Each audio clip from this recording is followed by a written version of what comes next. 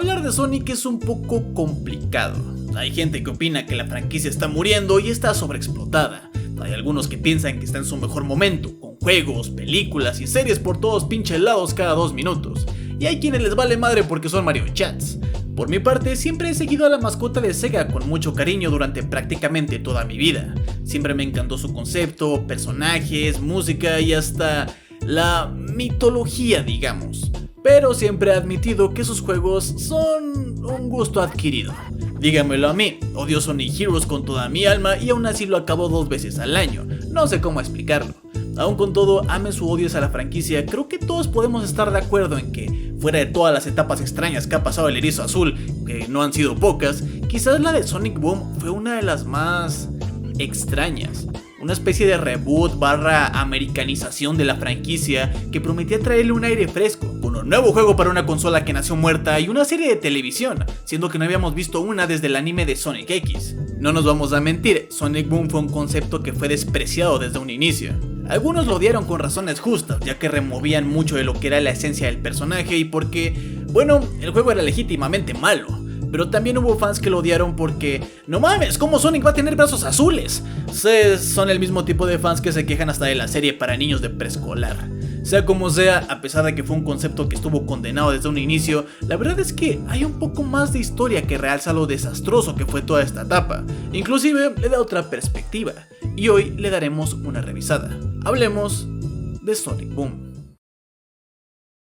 Corría el año de 2009, Bob Raffey, un veterano de Naughty Dog, y su compañero, Jeff Lander, un programador bastante respetado en la industria, decidieron fundar su propia compañía de desarrollo de videojuegos, la llamada Big Red Button.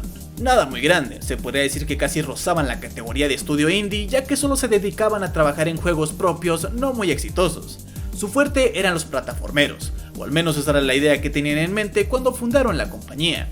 Pero con todo y todo, solo se mantuvieron a flote haciendo pequeños trabajos para compañías más grandes. Al menos eso hacían hasta que llegó su primer proyecto importante de la mano de Sega. Verán, Sega estaba en una posición complicada en cuanto a Sonic. Llevaban un buen rato sacando proyectos algo tibios del personaje que parecían no tener rumbo. Sí, yo sé que van a venir listillos del tipo Sonic nunca fue bueno, Adventure está sobrevalorado. Pero yo me refiero más a lo que vino después. Ya saben, Sonic medieval, Sonic árabe, Sonic mi primera novela visual. Ah, mierda, tengo que hablar de ese algún día. El punto es que la franquicia estaba sufriendo un desgaste, y aun con eso, Sega pensó que el universo de Sonic daba para mucho más. Había que diversificarse y volver a entrar en el mercado occidental como ya lo habían hecho en grande en los 90s. Así que decidieron darle un lavado de cara a la franquicia con el que los niños de Occidente, o los gordos treintañeros, se pudieran identificar más. Obviamente, siendo Sonic una figura tan importante y siendo prácticamente la cara de Sega, no podían simplemente aplicarle una Crash Bandicoot y rebotearlo de la nada. Así que tomaron una ruta diferente, hacer que ambos universos coexistieran al mismo tiempo.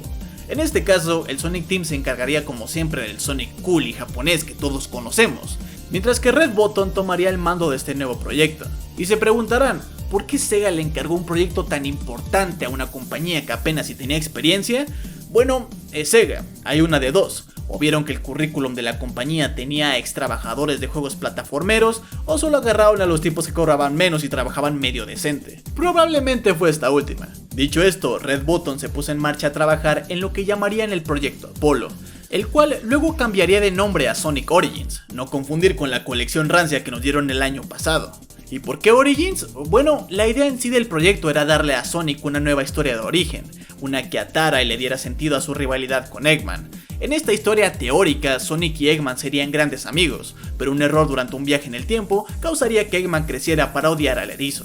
Aunque ese era el concepto inicial, no tardaron en cambiarle el nombre a Sonic Synergy. Esto porque querían que el juego estuviera más enfocado en la cooperación, en que tuvieras a los amigos de Sonic en pantalla todo el tiempo y que cada personaje tuviera habilidades únicas que los ayudaran a seguir avanzando. Piensen en algo como Sonic Heroes pero multijugador y con niveles más elaborados. Red Button le puso bastante empeño a su trabajo, quieras que no. Siendo el lore de Sonic tan desastroso como lo conocemos, ellos trataron de empezar por ahí, construyendo su mundo, dándole una nueva mitología a través de razas antiguas, ruinas que llevaban a una historia más grande y en general darle una vibra más planeada a toda su historia. Esa es la palabra clave, planeada, que todo tuviera sentido y una razón lógica de ser. Parte de ese plan, por supuesto, eran los polémicos rediseños, que, voy a meter un poco de mi cuchara aquí, no se me hacen tan malos. Sí, yo sé que los originales están muy bien, están chidos y son icónicos, pero aquí usaron una filosofía más práctica. Ya saben, dándoles diferentes tamaños y accesorios, se aseguraban de que sus funciones fueran más claras a la vista. Si veo que Knuckles es el más grande del grupo y está mamado, bueno, debe pegar duro. Si Tails siempre está cargando sus gogles y herramientas, me dirige a pensar que es mecánico y usa gadgets. Piensen en algo como los rediseños de las tortugas ninjas que hemos visto últimamente. Eso sí, no me pregunten del exceso de vendas, yo tampoco sé qué carajo querían hacer ahí. Teniendo toda la base planeada, decidieron que el juego tuviera un enfoque bastante más lento. Más específicamente, 80% exploración, 20% velocidad. Esto porque aparentemente, después de una muestra al público de prueba, todos concordaron en que los juegos de Sonic eran demasiado rápidos, y eso era un impedimento para llegar a nuevas audiencias. No sé qué maniático les dijo eso, pero bueno, es un concepto nuevo, se tienen que probar otras ideas y barajar qué funciona. De hecho esto, la idea no era mala, diferente tal vez, y muy difícil de aceptar para un fandom tan aferrado como el de Sonic, pero terrible no era, y Red Button iba en el camino correcto. Lamentablemente el fandom del erizo no era su único enemigo, sino también la propia Sega. El equipo hizo una presentación a los ejecutivos de Sega donde mostraron todo lo que tenían, incluso aclarando con barritas que su enfoque era la aventura y la cooperación, dejando la velocidad muy de lado. Esto no le gustó para nada a Takashi Iizuka, uno de los diseñadores principales del Sonic Team, el cual les pidió una tonelada de cambios. Pero vamos a tomar eso y guardémoslo un momento. Es una herramienta sorpresa que nos ayudará más tarde. Solo digamos que pese a todas las quejas y cambios que sugirieron, el equipo de Red Button salió bien parado y el desarrollo del juego dio comienzo. Utilizaron el motor CryEngine, sí, con el que hicieron Crysis. Tal vez algunos no lo recuerden, pero antes si te corría Crysis te corría todo.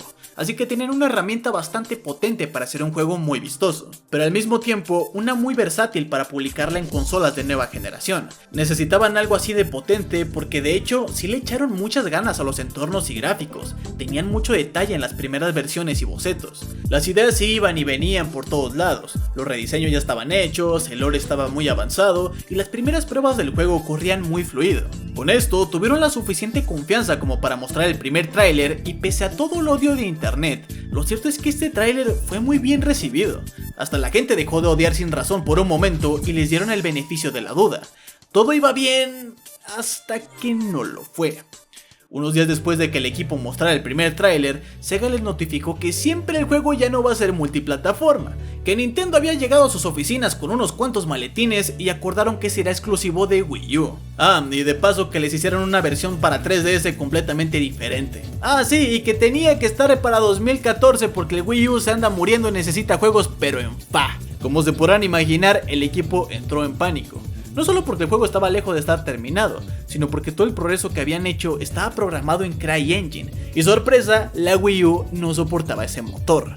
Afortunadamente, otro equipo les echó la mano con la versión de 3DS, pero los problemas no dejaban de llegar. ¿Recuerdan que les dije que Iizuka y el Sonic Team pidieron una tonelada de cambios? Bueno, aunque había algunos cambios razonables como que al juego le faltaba velocidad, la mayoría eran relacionados a reglas estúpidas de la Biblia de Sonic. Para el que no esté enterado, este es un documento interno que tiene Sega y el Sonic Team que dictamina qué se puede y no se puede hacer en el universo del erizo. Créanlo o no, es algo normal en la industria, pero el de Sonic en específico siempre ha sido infame por ser algo bobo.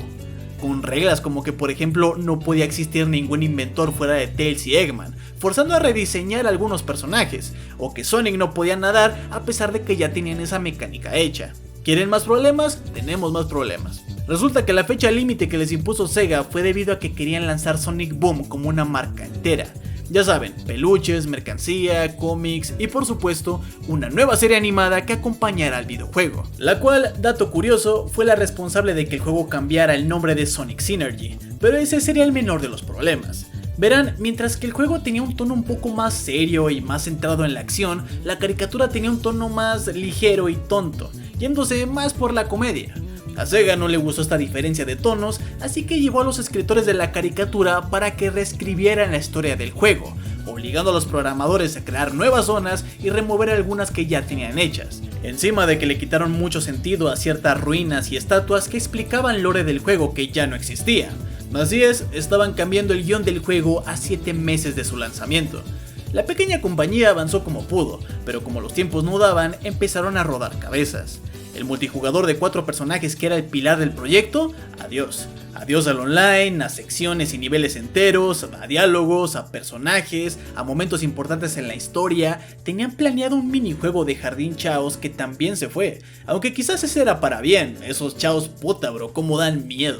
Obviamente los gráficos también se vieron afectados, quiero decir, el juego se estaba desarrollando con consolas más potentes en mente, y hasta tenían un enfoque en PC, pero como la Wii U solo era un poquito mejor que una Xbox 360, hubo que hacer recortes ahí también. Así que modelos, detalles, texturas y efectos, todo en bajo para que hasta la Canaima Gamer lo pueda correr. Los desarrolladores comentan que el mero hecho de que acabaran el juego a tiempo fue casi un milagro. No podían cambiar el motor que tenían porque costaría demasiado trabajo, así que forzaron al CryEngine a que funcionara en Wii U, algo que nadie jamás había intentado. Hicieron la apuesta y de alguna forma ganaron. Y por una parte, sí, lo lograron, terminaron el proyecto a tiempo, pero ¿a qué costo? Verán, como Red Button estuvo tan metido en este proyecto, no pudieron trabajar en otros contratos que aseguraran su futuro a largo plazo. Iban a acabar el juego, sí, pero después de eso se iban a quedar con las manos vacías. Y así fue, siendo que de un staff de 50 empleados, al final quedaron alrededor de unos 20 para recortar costes, aunque algunos se fueron por cuenta propia debido a los horarios inhumanos de trabajo. Y bueno, ¿tanto sacrificio valió la pena? Es una pregunta retórica, ustedes saben que no. El juego tuvo una recepción desastrosa, la crítica lo odió, los fans de Sonic lo odiaron y las ventas, amigo, fueron tan malas que Sega reveló que fue el juego de Sonic peor vendido de todos los tiempos. Ellos no tenían la obligación de revelar eso, pero supongo que lo hicieron para deslindarse y decir, ah sí, nosotros no lo hicimos, échenle la culpa a Red Button. Cosa que funcionó porque la gente de Red Button estaba hasta arriba de amenazas de muerte y cartas de gente diciendo que arruinaron su infancia. La versión de 3DS, aunque un poquito mejor, corrió con la misma suerte. Y bueno, si no hay ventas, no hay público nuevo. Así que este experimento fue un fracaso con todas las letras. O quizás no tanto. Es decir, sí, al juego le fue horrible, no hay por dónde agarrarlo. Pero a la serie no le fue tan mal, a tal punto que tuvo poco más de 100 capítulos. De hecho, quizás muchos de ustedes en la audiencia recuerden toda esta etapa, más que nada por ver la serie en Cartoon Network o Boomerang. Porque sí, resulta que a la gente le gustaba y era bastante decente. No sé si puedo decir que era directamente buena, pero digamos que el equipo de escritores de esta cosa tenía bastante libertad creativa. Así que para la segunda temporada teníamos chistes que rompían la cuarta pared y se burlaban del fandom, e incluso situaciones que iban desde Knuckles feminista hasta Amy y Eggman siendo mejores amigos. En serio, las bromas estaban muy buenas. Not another speeding ticket. I'll fight it in court, but I don't think they're gonna accept gotta go fast as a medical condition. Try this video game. You run, roll, and collect rings as fast as you can. Oh, that sounds terrible. Cape? No, I was just searching for more of that fan fiction of yours. Ooh, son Amy. Spicy. Creo que lo más extraño es que aunque tenían esa libertad para los guiones de la serie, aún así estaban atados a la Biblia de Sonic. Así que por ejemplo, aunque Shadow estaba presente en el show, casi nunca hacían nada con él porque una de las reglas era que Shadow no podía contar bromas, ni reírse, ni tener pasado, así que bueno, lo dejaron viviendo en una cueva y ya. El éxito mediano de la serie incluso engendró un juego para 3DS que irónicamente no estaba tan mal. Aunque esto es más que nada porque parece un juego de Sonic más tradicional, onda los Sonic Rush que vimos en la DS. Aún así, una caricatura decente no iba a acarrear una nueva subfranquicia, así que Sega decidió enterrar para siempre a Sonic Boom y siguió avanzando. Lo cual en parte quizás fue para bien, ya que el Sonic tradicional encontró su camino de vuelta en Occidente gracias a la película, Sonic Mania y hasta la serie de Netflix. Bueno, en el momento en el que voy al mercado de mi ciudad a comprar fruta y veo puestos de juguetes vendiendo peluches de Sonic y mochilas pirata, me doy cuenta que el erizo aún tiene algo que ofrecerle a la nueva generación. Aunque quizás no de la forma que Sega esperó en un inicio. Por su parte, Big Red Button milagrosamente logró sobrevivir a todo este bodrio, solo que ahora trabajan en un perfil más bajo, haciendo juegos pequeños para realidad virtual y otros trabajillos por ahí. Y bueno, pueden sacar diferentes conclusiones de esta historia. Quizás el juego iba a ser excelente, pero las cagadas constantes de Sega condenaron el proyecto. Quizás el juego iba a ser horrible desde un inicio porque este tipo de reboots, como lo hemos podido comprobar antes, no funcionan. O quizás ambos tienen la culpa y ya está. Esa decisión se las dejo a ustedes. Pero bueno, eso fue todo por mi parte. Ya se la saben, están disponibles las membresías del canal por si gustan apoyar con $1 o $2. Tendrán a cambio créditos en los videos, emojis, ver los videos 1 o 2 días antes y un montón de cosas perronas. Igual, recuerda que puedes seguirme en Twitter, unirte al Discord, darle a like o suscribirte. Cualquier cosa me ayuda demasiado. Todo opcional. Ya saben que solo viendo el contenido me apoyan muchísimo. Yo soy Rando y nos veremos en el próximo video.